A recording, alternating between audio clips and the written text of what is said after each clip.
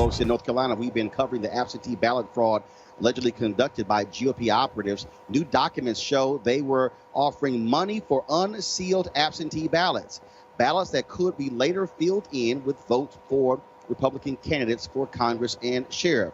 The man at the center of the alleged election fraud is Leslie McCrae Dowles, and he may have been doing this for years. The Charlotte Observer newspaper, in an editorial, called for a new election. A North Carolina political science professor began looking into these absentee ballots right after the state election commission refused to certify the results. There were allegations of election fraud. That professor is Dr. J. Michael Bitzer, professor of politics and history is it Catawba College? It's Catawba College, yes. Guys, I want to make sure I pronounce it right. And he joins us right now on Roland Martin Unfiltered. First and foremost, what was the spark for you to start looking into these weird ballots coming out this particular race? Well, you're right. Last Tuesday, when the State Board of Elections chose not to certify the 9th, that was an immediate signal. The vice chair at the time came out and said there are improprieties in the area that I come from. He is from that area of Bladen and Robeson County, Cumberland County. And so I decided to start looking at the data to see, okay, we've got the election results. We know how people voted in terms of election day, early voting, and also absentee by mail. And I looked at the absentee by mail for all of the counties, and there are 8 counties within the district. 7 of them went for the Democratic candidate, Dan McCready. Only 1 went for the Republican, Mark Harris, by a 61 to 39% split, and that was Bladen County. Now, the North Carolina State Board of Elections releases publicly available information about who has requested absentee ballots, and they don't tell you who they voted for, but they tell you which party affiliations those voters are. I looked at that data and found that of that 61 to 39 split, only 19% of the voters were registered Republicans, meaning that literally every unaffiliated voter, about 38% of them cast ballots by mail, had to vote Republican, plus have some crossover votes from registered Democrats. Now, in rural North Carolina, that could happen, but the likelihood was extremely low. That's when I started digging into the data, wrote a blog post, and honestly, it has taken off from there. And we've heard Republicans in North Carolina, all across the country, talk about voter fraud, voter fraud. No, this is election fraud. That's what Correct. This is.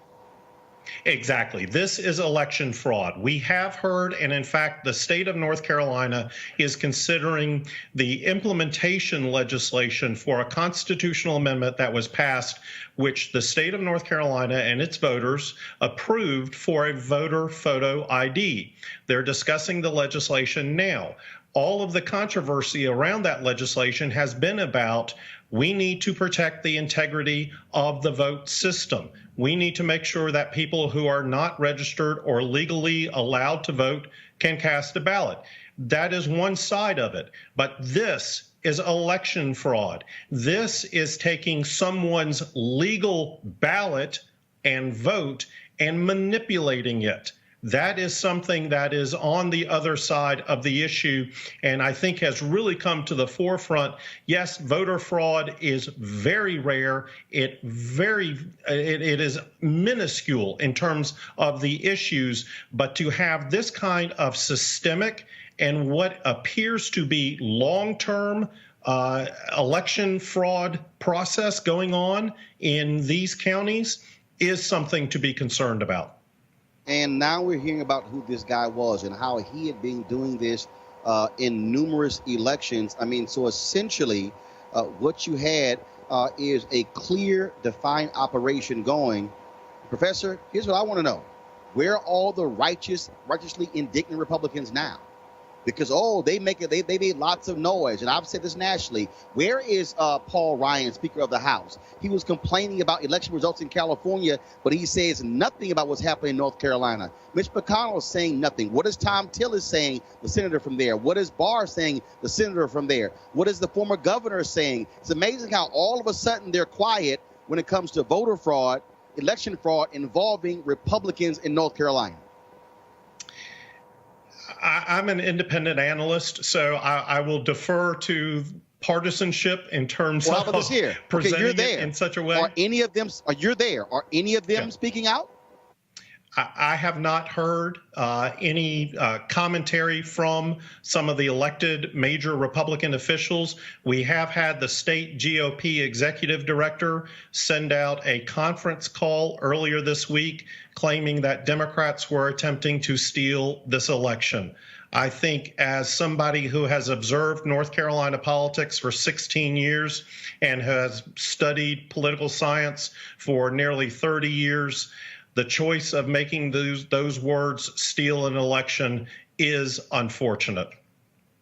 Dr. Michael Bitzer, we surely appreciate you joining us, and thank you for your great work exposing what is going on here. And I think we've got a long way to go, and I would not be surprised if a new election is called. I would not either. Thank you. All right, folks, back to our Roland Martin Unfiltered video in just one moment. We transition into the holiday season. This is the time when we start thinking about giving and sharing.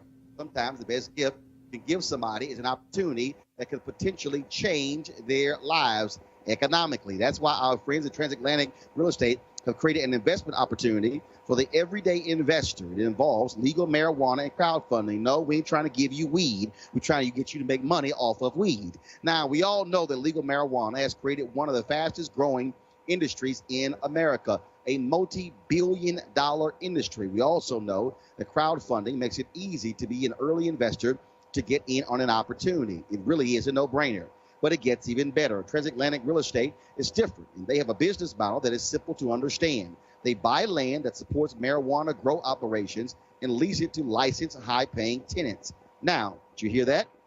You are investing in the landlord of a licensed marijuana farm in a high-growth market.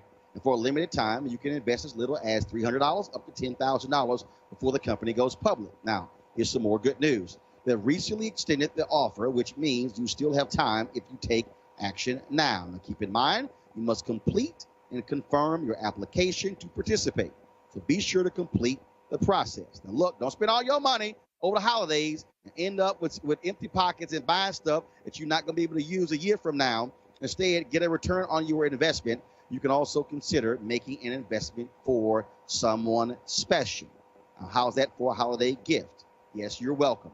To get started, go to marijuanastock.org. That's marijuanastock.org to get in the game right now. Now back to your Roland Martin Unfiltered.